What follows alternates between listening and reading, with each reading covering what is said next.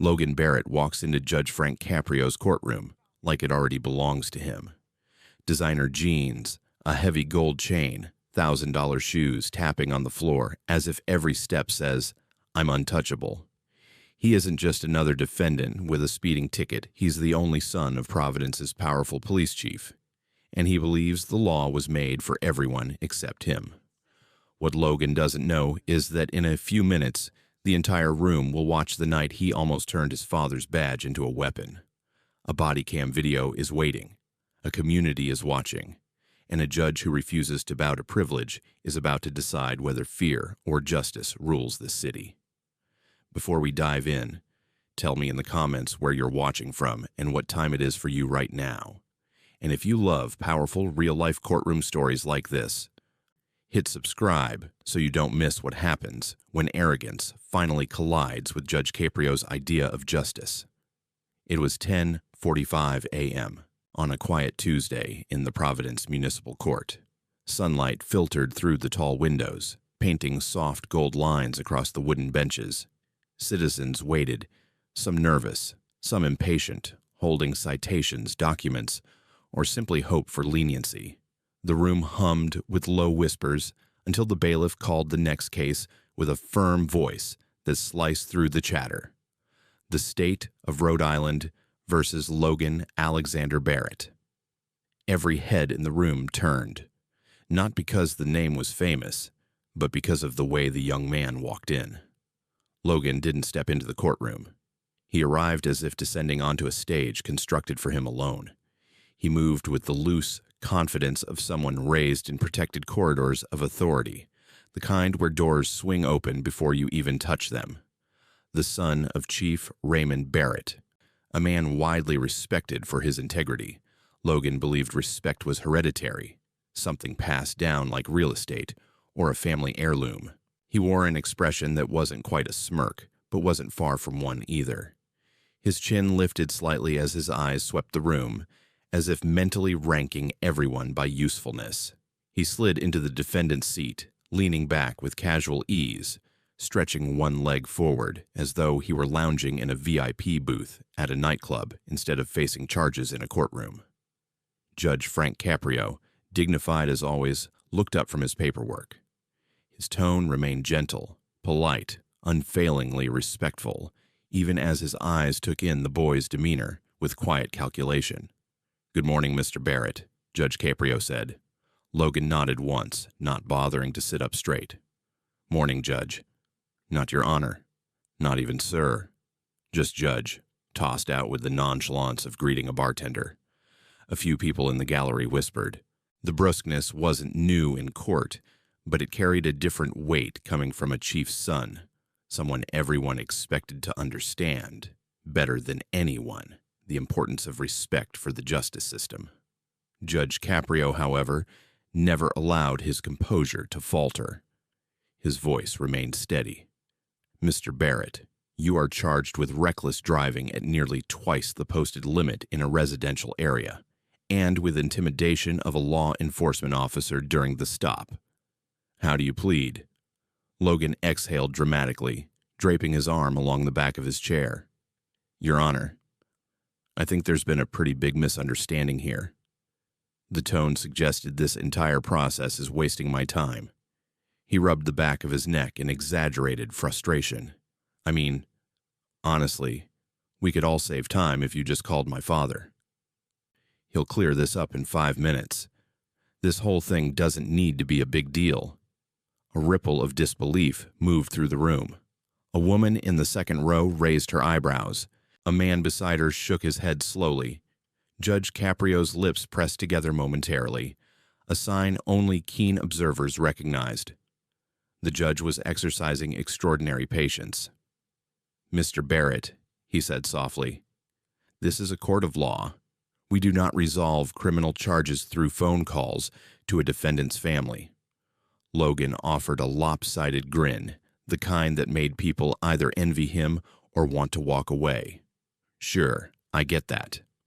I know it's all official and procedural, but let's be realistic here, Judge. My father runs the police department that filed this citation. I mean, everyone here ultimately answers to him. so I'm not really sure why we're pretending this is something more than an overreaction." He shrugged, as though explaining something to a confused child. "Context matters, right?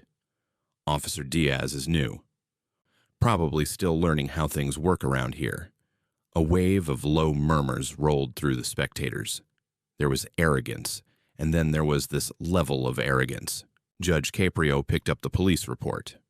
"According to the complaint," he began, "Officer Diaz states that you were driving at 68 miles per hour in a 35-mile-per-hour residential zone at approximately 12:40 a.m.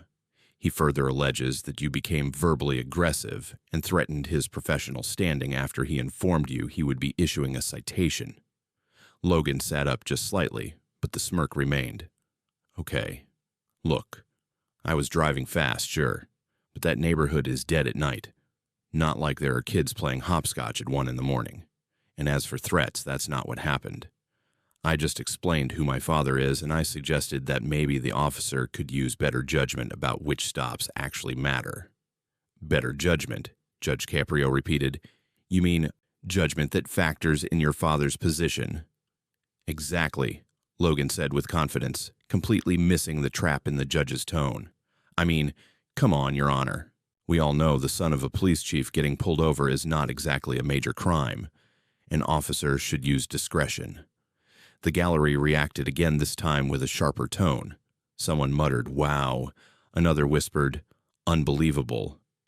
But Logan didn't hear or worse, he didn't care. Judge Caprio leaned back, observing the young man with the calm intensity of someone who had spent decades reading human character like a book. "Mr. Barrett," he asked quietly, "do you believe your father's position entitles you to different treatment under the law?" Logan blinked, as if surprised the question even needed to be asked. "Well, yes. I mean, isn't that how the world works?" Gasps. Actual gasps. A woman covered her mouth. A man whispered, "He really said that out loud." Logan continued, oblivious. "When the chief's son gets stopped for something minor, the officer realizes it's not worth causing a fuss. Everyone goes home happy. That's how it's always been. I mean, my father didn't climb the ranks for 20 years, just so some rookie could start handing out tickets to his family." He leaned forward, tapping a finger on the desk, as though delivering sage wisdom. "Laws should be applied with intelligence, Your Honor, not blindly." Narrator, or rather, the unseen voice guiding the audience, would have leaned in at this moment to tell the viewer. This was the precise instant Logan revealed the real issue. Not the speeding, not the ticket, but the belief, carved deep into his bones, that privilege entitled him to exemption. Judge Caprio folded his hands. "Mr. Barrett, I believe it is necessary for the court to review the body camera footage from Officer Diaz's patrol vehicle so we can hear exactly what was said during the traffic stop." For the first time, Logan's smile dimmed, but only slightly. "Sure," he said, shrugging. "Let's watch it." You'll see he overreacted. A pair of screens flickered to life at the front of the courtroom. The lights dimmed. Everyone leaned forward. The video would show the truth. The truth would test the community. And the community would soon witness what happens when arrogance walks into a courtroom believing it can buy its way out. The courtroom fell silent as the lights dimmed further, leaving only the glow of the monitors at the front. The soft hum of the speakers filled the air as the first frames of the body camera footage appeared. Even before the audio kicked in, the scene was already unsettling. The shaky view from Officer Diaz's patrol car showed a dark residential street, streetlights casting lonely pools of yellow across empty sidewalks. It was past midnight when families slept, porch lights flickered weakly, and the world relied on a certain calm to feel safe. Then, out of nowhere, headlights streaked across the screen, a flash of metallic blue. A sports car tearing down the road like it was fleeing invisible demons. The speed was obvious even without a radar reading, the way the trees blurred, the way the camera struggled to keep up. A mother in the gallery put her hand over her child's eyes. The timestamp on the video blinked, 12:41 a.m. Speed displayed, 68 prerb. Posted limit, 30 of February. A collective murmur rolled through the room, but that wasn't the worst part. The footage continued, and the car swerved slightly near a crosswalk. The camera caught the brief silhouette of an elderly woman clutching a small terrier, stumbling backward onto the curb. Gasps erupted throughout the courtroom. Someone whispered, "Oh my God." The woman, Helen Brooks, looked shaken, tugging her dog close as the sports car blasted past her. She turned her head, stunned, watching it disappear into the darkness. Logan, in real time, watched this on the court monitor. His jaw tightened slightly, but he quickly masked it with another shrug. It wasn't even close, he muttered under his breath. But the microphone on the defense table picked it up, projecting the dismissiveness to the entire courtroom. Judge Caprio heard it. His expression didn't change, but his eyes grew colder. Back on the video, the police cruiser's lights flared red and blue. The siren chirped once, loud and sharp. Officer Diaz's voice came through steady but tense. "Dispatch, this is Unit 24, attempting to stop a blue tornado coupe traveling approximately 70 in a residential zone. Possible reckless operation." The pursuit wasn't long, but it was humiliating to watch. Logan didn't pull over right away. His car drifted through one stop sign without slowing, rolled through another like it was a suggestion, not a law. Only when he reached the neon glow of a downtown nightclub did he finally slow down and stop. The audio was clear. Officer Diaz approached cautiously, one hand near his holster knot out of aggression, but training. He spoke with that distinct blend of politeness and caution new officers are taught to master. "Good evening, sir. License and registration, please." But Logan's response was immediate, sharp, and dripping with disdain. "You know who you just pulled over?" His voice on the video carried a superiority even more jarring than hearing it in the courtroom. "I said," Logan repeated louder, leaning toward Diaz, "do you know who I am?" Officer Diaz didn't react. "Sir, I need your license and registration." Logan sighed like he was being inconvenienced by a waiter who brought him the wrong drink. He pulled out his wallet aggressively and slapped the license into Diaz's hand. "Look at the name, genius. A beat. Barrett, as in Chief Barrett, as in the man who runs your entire department." A groan rippled through the courtroom. Someone whispered, "He's digging his own grave." Back on the footage, Officer Diaz kept his poise. "Sir, you were clocked at 68 miles per hour in a 35 zone. "This is spare me," Logan snapped. "It's a dead neighborhood at night. No kids, no traffic, no danger. Use your head." Then his tone dropped, turning darker, colder. "Look, I'm trying to help you here. You can tear that ticket up, pretend this never happened, and we both go home happy. Or," he leaned in, glaring, "you can decide you know more than the chief's son, and we'll see what that does to your career. Believe me, it won't be pretty." In the courtroom, Officer Diaz sat quietly in the second row. He didn't look angry. He looked tired in a way young officers shouldn't look yet. The video continued. "Sir," Diaz repeated calmly, "I'm issuing a citation." "Oh, really?" Logan hissed. "Then I hope you enjoy the night shift for the rest of your life. Rain, traffic cones, directing idiots who don't know how to merge. That's what happens to guys who don't show respect to the people who matter." He punctuated it with a smirk. "Write whatever you want," Logan added dismissively. "But when you're doing mall security next year, remember, I tried to help you make the smart choice." The courtroom was silent. Even the air felt heavy. Judge Caprio pressed pause. The frozen image of Logan's taunting face lingered on the screen like a stain. "Mr. Barrett," the judge said quietly, "you have now heard your own words, threatening an officer's livelihood, using your father's position as leverage. How do you explain this behavior?" Logan swallowed, then leaned casually back again, trying desperately to regain the swagger he felt slipping. "Your Honor," he said, "like I said earlier, Diaz is new.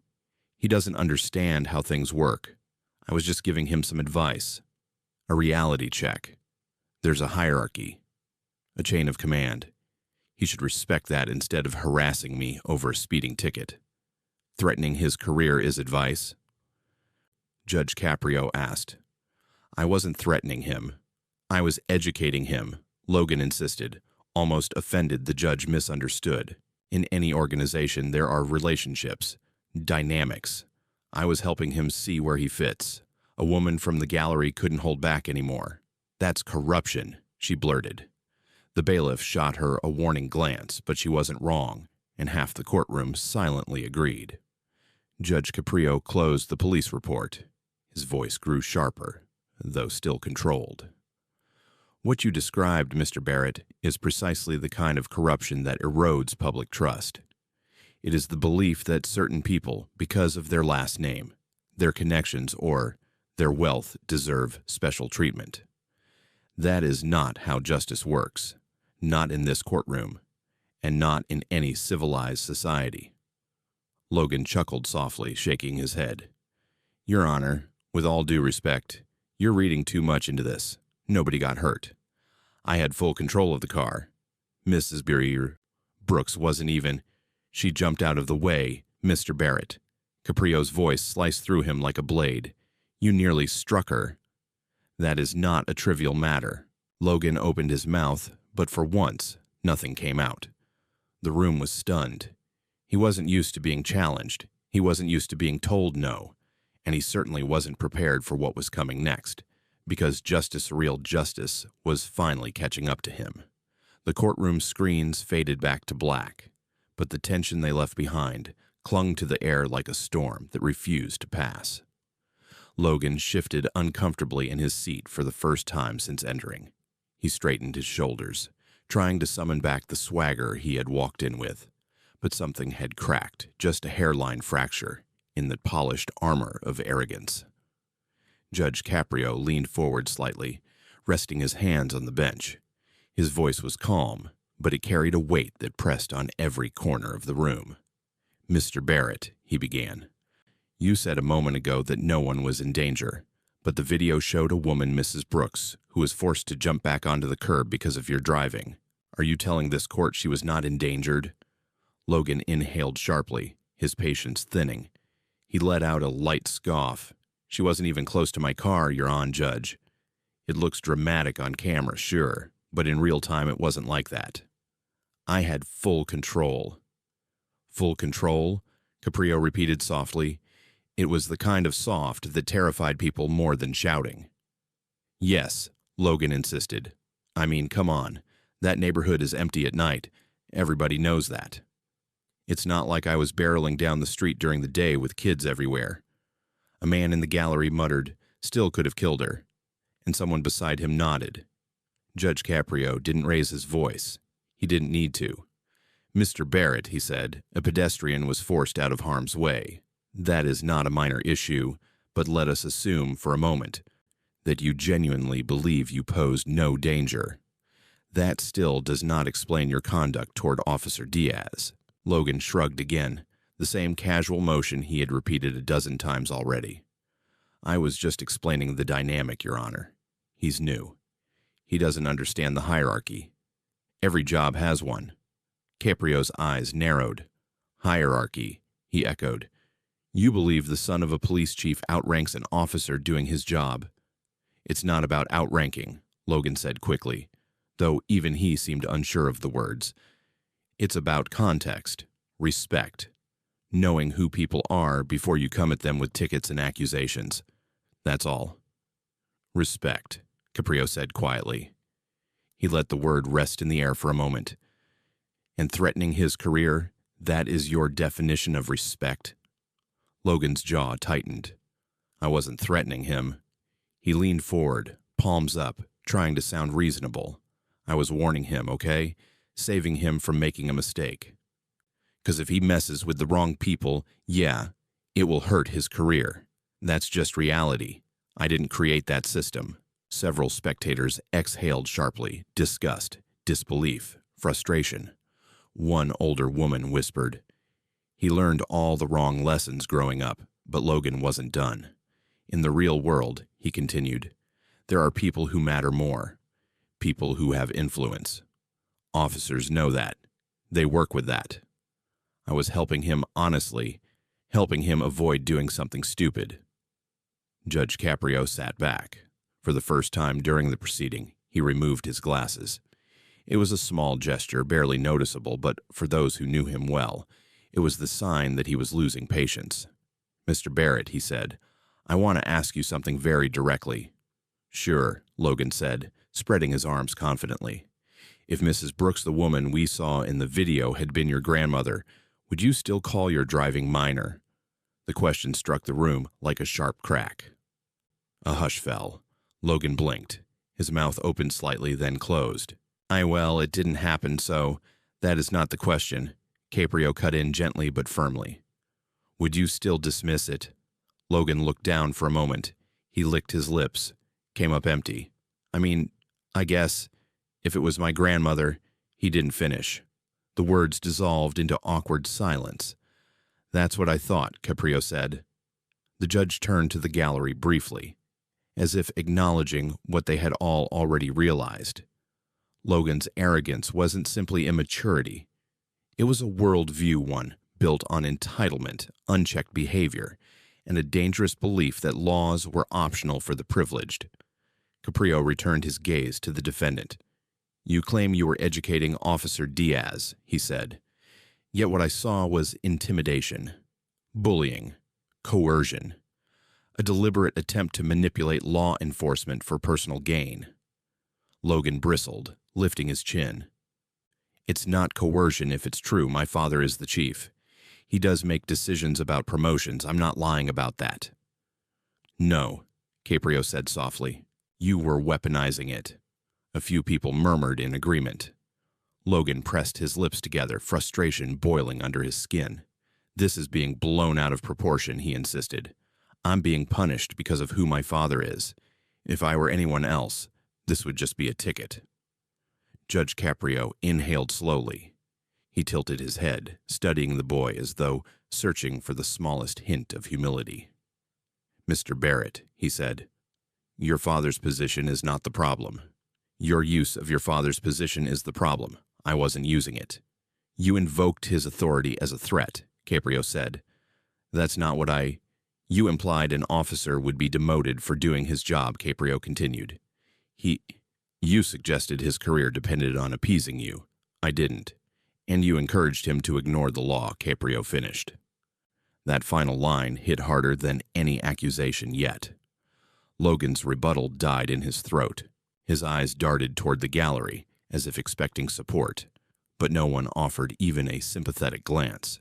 Everyone was watching him come face to face with the truth he had never had to confront before. Caprio leaned forward again, his tone somber. "There is something else you may not realize, Mr. Barrett.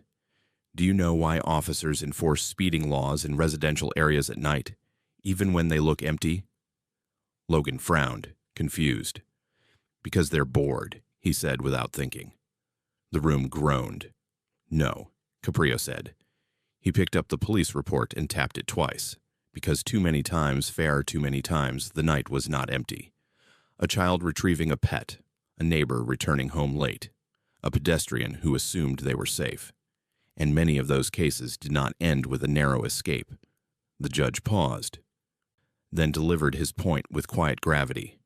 "I have witnessed more families weep in this courtroom because of minor speeding than you can imagine." Logan swallowed hard, but there was no break, no relief. Caprio wasn't finished. "Perhaps you believe that the rules should bend for the families of public servants," the judge said. "But I assure you, your father, Chief Barrett, has never once asked for special treatment. He has earned respect through service, compassion, and duty. Not fear, not intimidation." A flicker passed through Logan's expression. He wasn't used to hearing his father praised this way, at least not in contrast to himself. "And that," Caprio added, "is what makes your actions especially disturbing." Logan's jaw trembled just slightly. Before the judge could proceed, the doors at the back of the courtroom opened. Heads turned. A tall figure in a navy blue uniform stepped inside. Chief Raymond Barrett. The gallery straightened. Even the bailiff paused. Logan whipped his head around, eyes widening. He clearly hadn't expected this. Caprio lifted an eyebrow but didn't seem surprised. "Chief Barrett," he said, "thank you for joining us." And just like that, the temperature of the room changed. Logan's confidence cracked further, because now, finally, the boy who believed he could hide behind his father was about to learn what it felt like to stand in front of him instead. Chief Raymond Barrett didn't march in like a man trying to assert authority. He didn't slam the doors, didn't stomp down the aisle, didn't glare at anybody. He simply walked quiet, measured steps, his uniform crisp but heavy with a lifetime of responsibility. There was a stillness about him that contrasted sharply with the tension in the room, like a steady lighthouse appearing in the middle of a storm. Every officer in the gallery straightened automatically. Some nodded respectfully. Others avoided eye contact, unsure how this delicate moment would unfold. But Logan went pale. He stood halfway, unsure whether to greet his father or pretend this wasn't happening. In the end, he did neither. He simply hovered, caught between the arrogance he had projected and the boy he suddenly felt like again. "Chief Barrett," Judge Caprio said with a respectful nod, "thank you for responding on such short notice." The chief nodded once. His voice, when it came, was low but steady. "Of course, Your Honor."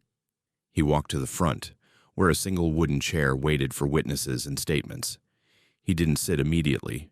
Instead, he turned slightly, looking at his son for the first time.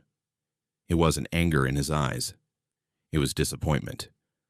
And that cut deeper than any shouting ever could. "Dad," Logan whispered, barely audible. But the chief didn't respond. Not yet. He sat down, back straight, hands clasped on the table. Judge Caprio paused a moment, sensing the gravity of what was unfolding. You could hear a pin drop in the room.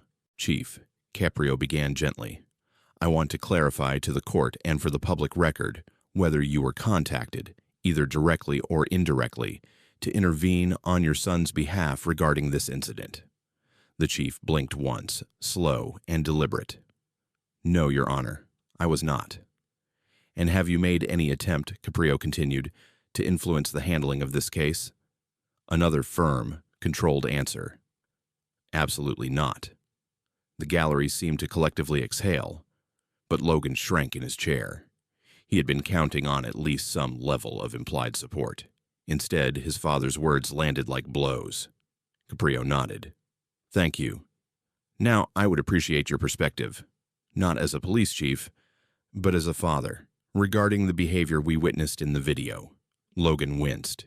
He clearly did not want this part to happen. His foot jittered nervously under the table. Chief Barrett inhaled deeply. His voice trembled just slightly, not with fear, but with the weight of painful truth. "Your Honor," he began, "I have served this city for nearly 25 years. I have buried colleagues. I have comforted families after tragedies caused by reckless drivers. And I have spent my entire career trying to build trust between law enforcement and our community." He glanced toward the body cam monitor that still displayed the frozen image of Logan sneering at Officer Diaz.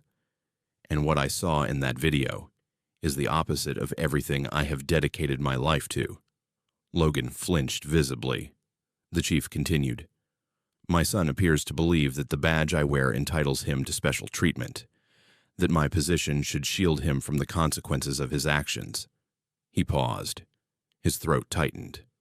"That is not a belief he got from me." Logan sat rigid, staring down at the table, face reddening. His carefully crafted image, the confident prince of Providence, was melting. "When I first put on this uniform," Chief Barrett said softly, "my mentor told me something I never forgot. A badge doesn't make you better than anyone. It makes you responsible to everyone." He turned slightly toward Logan again. "But somewhere along the way, Logan, you misunderstood what it means to be part of this family." The boy swallowed hard.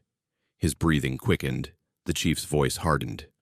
"Threatening an officer's career because he did his job, endangering a pedestrian, using my name as a weapon. He shook his head, shame etched in every line on his face. "That is not who we are, and that is not who I raised you to be." A low murmur rose among the spectators, sympathy for the father, frustration at the son, awe at the brutal honesty. Logan's facade began to crack. His chin trembled.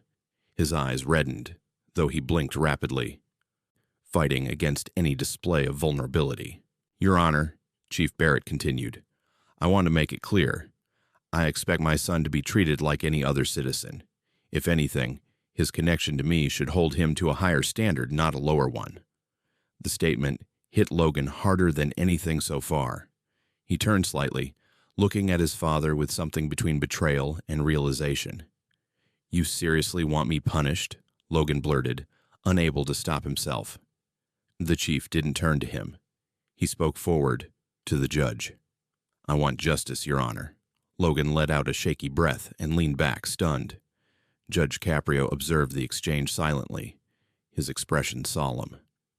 "Thank you, Chief," he said softly. "You may step down." The chief stood, but before leaving the front, he paused. He turned to Logan once more. "Son," he said quietly, "a man is defined by the choices he makes when nobody can protect him. This is one of those moments." With that, he walked back to his seat in the gallery, taking a place not by his son's side, but behind him, symbolically and physically saying, "I will not shield you from this." The silence that followed was suffocating. Logan's breathing was shallow, shaky. His fingers tapped anxiously on the desk. The confident mask was falling apart, revealing someone who had never truly faced consequences before. Judge Caprio waited until the chief was seated, then addressed Logan again. "Mr. Barrett," he said gently, "is there anything you would like to say?" Logan swallowed, throat dry. He opened his mouth, closed it, opened it again. "I didn't think it was a big deal," he whispered, barely audible. "What was not a big deal?" Caprio asked. "The speeding. The stuff I said. I thought." He pressed a trembling hand to his forehead. "I thought it was just how things worked." "And now?" Caprio asked. Logan looked around the room at Officer Diaz, at his father, at the silent, judgmental faces of strangers who had seen the worst of him. He whispered, "Now I don't know." It was the closest thing to honesty he had shown all day. But honesty alone wouldn't be enough, because now the judge had everything he needed, not just evidence, not just testimony, but a picture of a young man shaped by privilege, blinded by entitlement, and confronted, perhaps for the first time in his life, with the truth. And the next thing Judge Caprio would deliver was consequence. Judge Frank Caprio let the silence settle before speaking again. It wasn't an awkward silence. It was purposeful, like the pause before.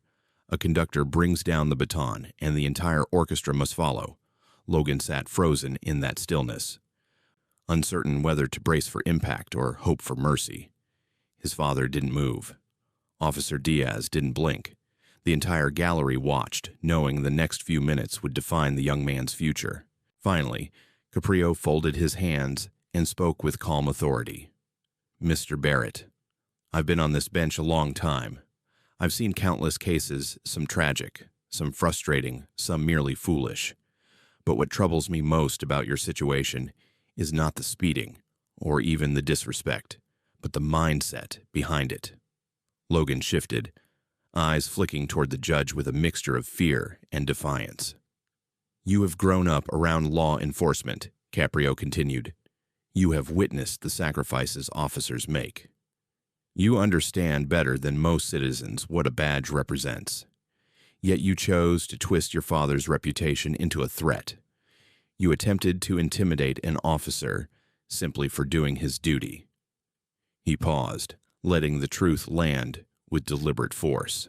"That is not a misunderstanding, Mr. Barrett. That is corruption." Logan winced as if struck. Judge Caprio's tone remained steady, almost gentle, but the words were unyielding. "You claim you were educating Officer Diaz, but education is given with respect, patience, and clarity. What you offered was fear, pressure, and entitlement." He leaned forward ever so slightly. "You did not try to teach him. You tried to control him. Logan's chest rose and fell rapidly. He opened his mouth, then closed it again. He looked like someone fighting the instinct to interrupt, but even he knew better now. Judge Caprio continued, "The law does not bend for convenience. It does not change shape depending on last names. And it does not disappear because someone believes himself important." He reached for the file in front of him. "Before I issue a sentence, I want you to understand what nearly happened the night of your speeding incident. Mrs. Helen Brooks, whom you brushed off as not in danger, is 74 years old. She walks her dog every night at that hour because she's caring for her sister during the daytime, and that is the only free time she has." A few people in the gallery exchanged soft looks of sympathy. She told the responding officers later that she felt the wind from your car sweep her coat. She said she thought she was about to die. Logan's head snapped up. He stared at Caprio, horror flickering in his eyes. "You cannot see that on the footage," Caprio said.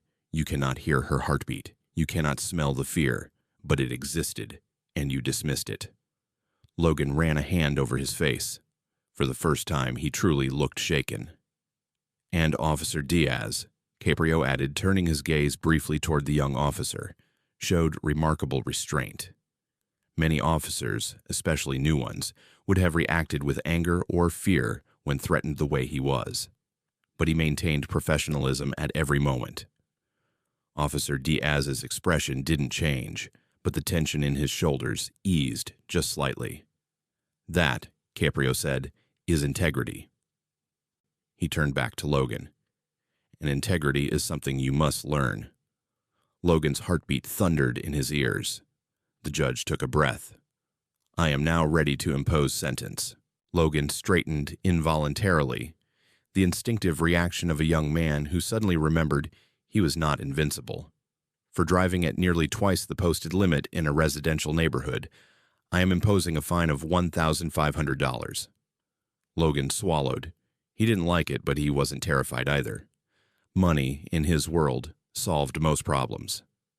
For attempting to intimidate an officer of the law, Caprio continued, "I am imposing an additional fine of $10,000. There were soft murmurs, but most people simply nodded. It seemed appropriate. Logan inhaled through his nose, forcing himself to stay composed.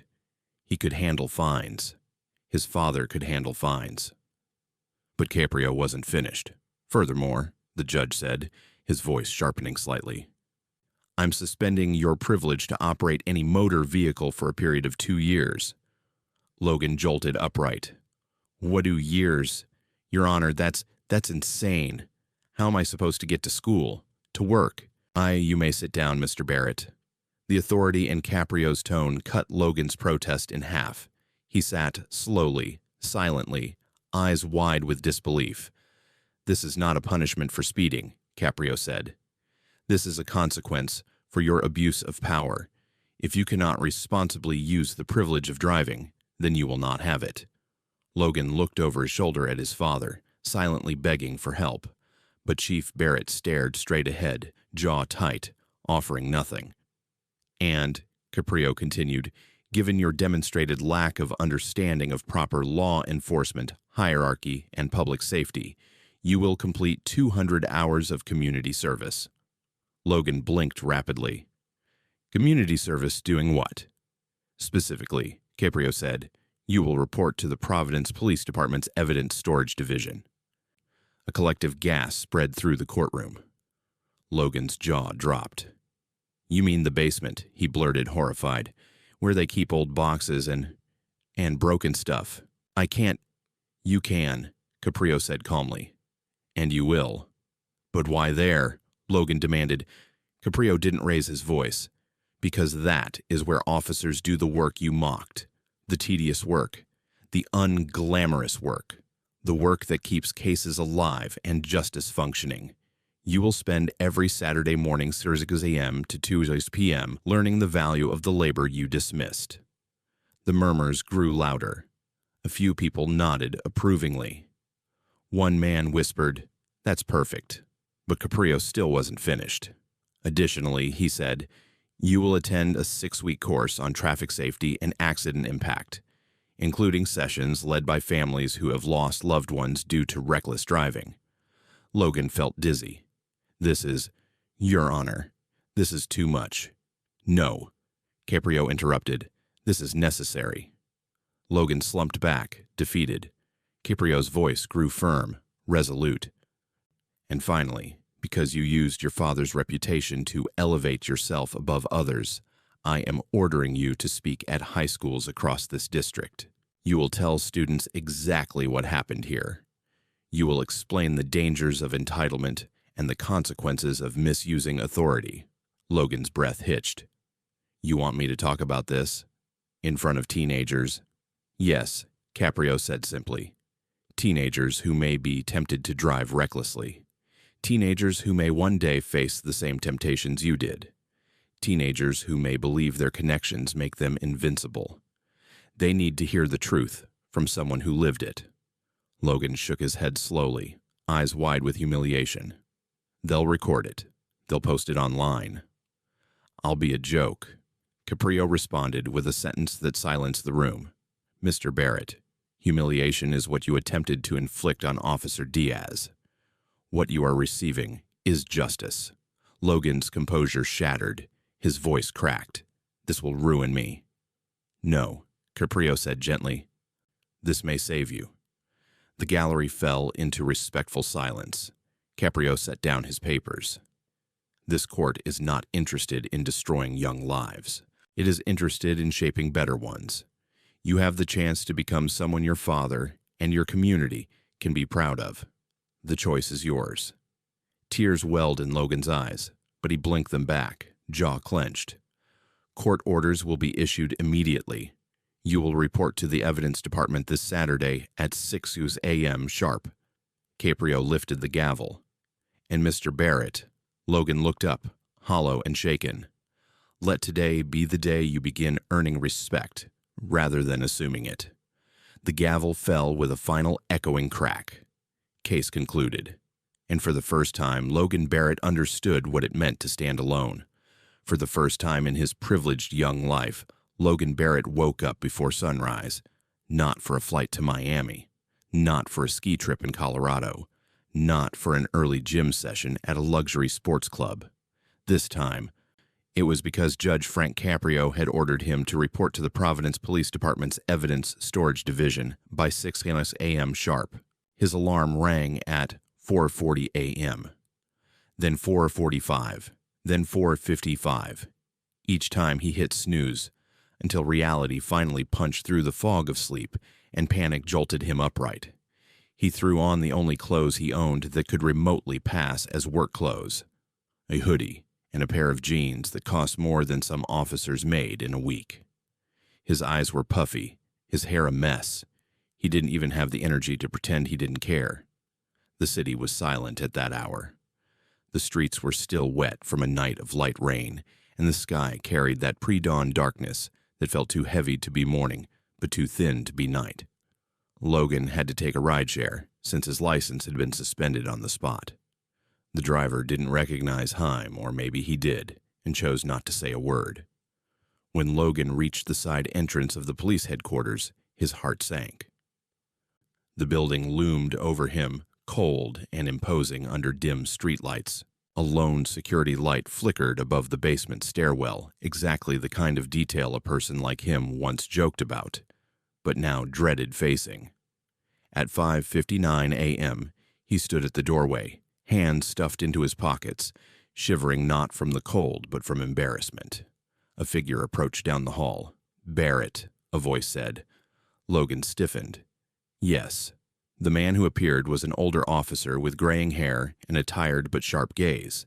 His name tag said Sergeant Palmer. He looked Logan up and down, not cruelly, not contemptuously, but with the weary skepticism of someone who had seen far too many privileged kids mistake consequences for oppression. "You're on time," Palmer said. "Good. Let's keep it that way." He didn't shake Logan's hand. He didn't smile. He just turned and said, "Follow me." The hallway smelled of dust, antiseptic, and the faint metallic tang of old filing cabinets. They descended a narrow staircase into the basement, a long, dimly lit corridor with beige walls and exposed pipes humming overhead. It didn't look dangerous. It didn't look scary. It looked forgotten, which somehow made it worse. Sergeant Palmer pushed open a heavy door marked Evidence Storage, Authorized Personnel Only. Inside was a maze of shelves stacked high with boxes, bags, envelopes, and plastic containers of every shape and size. Each item had a tag or label, some worn, some brand new. There were bins of confiscated weapons, racks of seized electronics, envelopes containing everything from jewelry to old receipts, and shelves filled with cardboard boxes, each labeled with case numbers. "This is where the legal system breathes," Palmer said without turning. "Every one of these items matters. Everyone tells a story, some tragic, some infuriating, some still waiting for closure." He turned to face Logan. "You'll be helping us keep this place organized. Tagging, sorting, cataloging. It's tedious. It's necessary." Logan swallowed hard. "This is more than I expected." Palmer arched an eyebrow. "Consequences usually are." The sergeant handed Logan a clipboard and gloves. "Start with aisle 4. Boxes need retagging. When you're done, we'll move to digital entry." Logan stared at the mountain of stacked boxes and felt his chest tighten. This wasn't a one-day punishment. This wasn't a fine someone else could pay. This was real. He nodded silently. "Good," Palmer said. "See you in 2 hours for a break." Then he walked away. For the first time all morning, Logan felt truly alone. He started working. At first, everything annoyed him. The dust, the weight of the boxes, the cold concrete floor. His phone buzzed repeatedly, group chats, social media notifications, DMs from friends. He didn't check any of them. He couldn't. Every time he lifted a box, a fine layer of dust coated his sleeves. His hands ached from the repetitive motions. His shoulders burned. Every now and then he paused to catch his breath, not from physical exhaustion, but from the blunt realization that this was only day 1 of a punishment that would stretch across months. At around 8 a.m., he heard footsteps. He turned. Officer Diaz stood at the end of the aisle. Logan froze. His grip tightened around the cardboard flap of the box he was holding. Officer Diaz didn't look angry. He didn't look smug. He didn't even look particularly interested. He simply nodded once, politely. "Morning, Barrett." Logan swallowed. "Morning." An awkward silence hung between them. Diaz stepped closer, stopping a few feet away. "Saw your name on the schedule," he said. "I wasn't sure you'd show." Logan's cheeks heated. "I didn't have a choice." Diaz shrugged. "Sometimes the hardest lessons are the ones we don't choose." Logan winced at the truth in those words. Diaz glanced at the clipboard in Logan's hand. "Aisle 4, huh? Tough one. Lots of old cases." He hesitated. Then he added, "Listen, I'm not here to make this harder. I'm just doing my job." Those last words hit Logan like a punch to the gut. "I know," he finally said. His voice cracked slightly. I'm sorry. For what I said, for that night, for everything." Diaz watched him for a moment, not with triumph, but with quiet assessment. "Good," he said simply. "It's a start." Then he walked away. That 2-second exchange felt heavier than any punishment Caprio could have delivered. The days passed, then weeks, then months. Every Saturday, Logan showed up at 6 a.m. with a little less attitude and a little more humility. The officers stopped treating him like a privileged brat and started treating him like a volunteer who worked hard and didn't complain. He listened to stories from officers, stories he'd never heard growing up as the chief's son. Stories about colleagues killed in the line of duty, about children injured by reckless drivers, about how much damage one moment of arrogance could do. One day, he came across a small box tagged "Property of Helen Brooks, pending return." Inside was the reflective leash her dog had been wearing the night Logan nearly hit her. The sight of it made him sit down on the floor, overwhelmed. He held the leash in both hands, and he cried, quietly, deeply, for everything he had done and everything he had ignored. Meanwhile, the body cam video had spread across the internet. Millions watched it.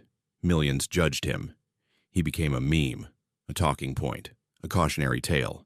It hurt, badly, but it forced him to look in the mirror every single day.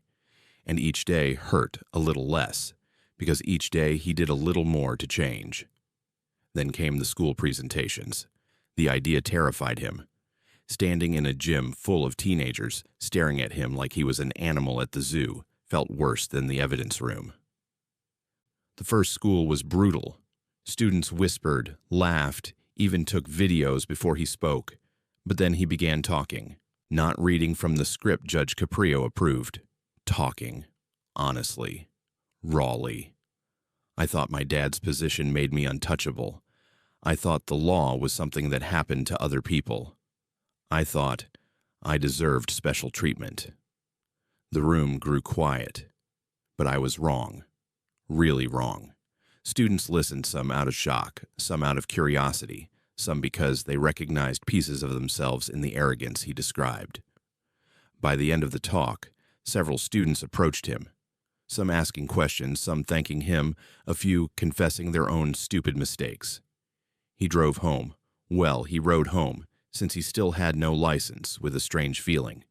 Pride. Not in who he had been, but in who he was becoming.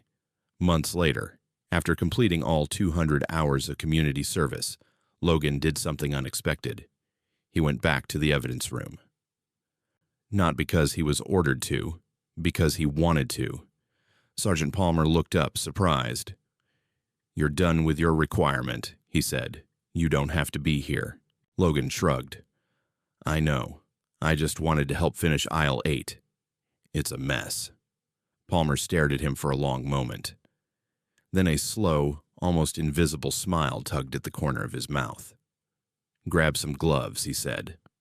And Logan did. Without hesitation, he didn't know what his future would look like. He didn't know if the internet would ever forget. He didn't know if his father would ever fully trust him again. But he knew this. For the first time in his life, he was earning respect instead of assuming it. And that made every early morning worth it. The gymnasium at Riverside High was packed. Folding chairs scraped against the polished floor. Students murmured restlessly. Teachers tried to maintain order while a stage at the front stood under bright fluorescent lights, waiting for a speaker who had become something of a local legend. Though not for reasons anyone would envy, teenagers scrolled through their phones, whispering, "That's the chief's son, right? The one who threatened the rookie cop. I saw the video, dude was wild. I heard Judge Caprio made him do these talks. No way he's actually showing up." They didn't know it yet, but Logan Barrett had already arrived. He stood just behind the curtain, gripping the sides of the podium with trembling hands, breathing deeply to steady himself. His heart pounded against his rib cage like it was trying to escape. He had spoken at 6 other schools already, 6 gyms full of skeptical teenagers, and each one felt like a fresh trial. But this one was different. This time, Officer Diaz was sitting in the back row, and next to him, in full uniform, was Chief Barrett. The presence of both men made the air feel heavier. Logan checked his reflection in the backstage mirror. Clean shirt, hair combed, eyes a little tired but clear. He looked different now, not the smug, gold-chained kid who swaggered into court, but someone who had clawed his way back from humiliation and learned to stand without leaning on his father's shadow. A teacher peeked behind the curtain. "We're ready for you, Mr. Barrett." He nodded, throat dry. As he stepped onto the stage, a low wave rippled across the crowd. Whispers, chuckles, the sound of kids nudging each other. The story had spread far and wide by now. Some students already had their phones raised. Logan took his place behind the podium. He stared out at hundreds of faces, each one a mixture of curiosity, skepticism, or amusement. He took a breath, gripped the edges of the podium, and forced himself to begin. "Hi, my name is Logan Barrett, and yes, I'm that guy from the video." Laughter erupted. He let it happen. He waited until it died down. "I know what most of you are thinking," he continued. You're wondering how anyone could be stupid enough to drive almost 70 in a 35 zone, threaten a cop, and then act like the law didn't apply to him. Another wave of laughterless mocking this time, more surprised at his honesty. And the truth is, I was that stupid. The room fell quiet. He swallowed. When the video came out, I felt angry, embarrassed, exposed. Millions of people saw me at my absolute worst. I became a meme, a punchline, a symbol of entitlement. He paused, scanning the crowd. But that wasn't the worst part. The worst part was realizing that everything bad people said about me was true. A teacher in the front row lowered her folded arms. A cluster of students leaned forward. I used my father's position like a weapon, Logan said. I thought being the chief's son meant I deserved shortcuts, exemptions, special treatment. His voice cracked slightly. I thought rules were for people who weren't, me. The gym was silent now. I wish I could tell you there was one big moment that changed me, he said. Some dramatic moment from a movie. But there wasn't. It was a lot of small moments. He held up a finger. Like the first day I walked into the evidence room and realized how much work officers do that nobody ever sees. Another. Like seeing an old woman's leash in a box, the same woman I almost ran down, and realizing how close I came to ruining a life. Another. Like facing Officer Diaz in the basement and realizing he didn't hate me. He just wanted me to do better. To be better. He looked toward the back of the gym, meeting Diaz's eyes briefly before continuing. And, like hearing my own father say, in court that I should be held to a higher standard. A murmur spread through the room. Some students glanced at the chief, who sat stoic, hands clasped. Logan straightened. I didn't understand respect. Not then. I thought people respected me because of my last name, but that wasn't respect. That was fear or politeness or just people wanting to avoid trouble. He set both hands on the podium. Real respect has to be earned. Through actions, through humility, through owning your mistakes. A boy in the second row lowered his phone, actually listening now. I know what some of you in this room feel, Logan said. Maybe you think your family name, your talent, your popularity, your money, or your connections make you untouchable. I thought the same. The room remained frozen. But the truth is, the higher you place yourself above others, the harder the fall when reality hits. He exhaled slowly. And trust me, falling hurts. A few students nodded. Others looked down, thinking. I'm not here because I'm proud of what I did, Logan continued. I'm here because Judge Frank Caprio gave me something most people never get an opportunity to fix what's broken inside before it destroys everything around me. He swallowed again, steadying his voice.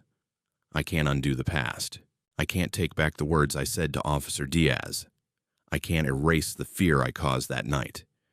But I can choose what I do next.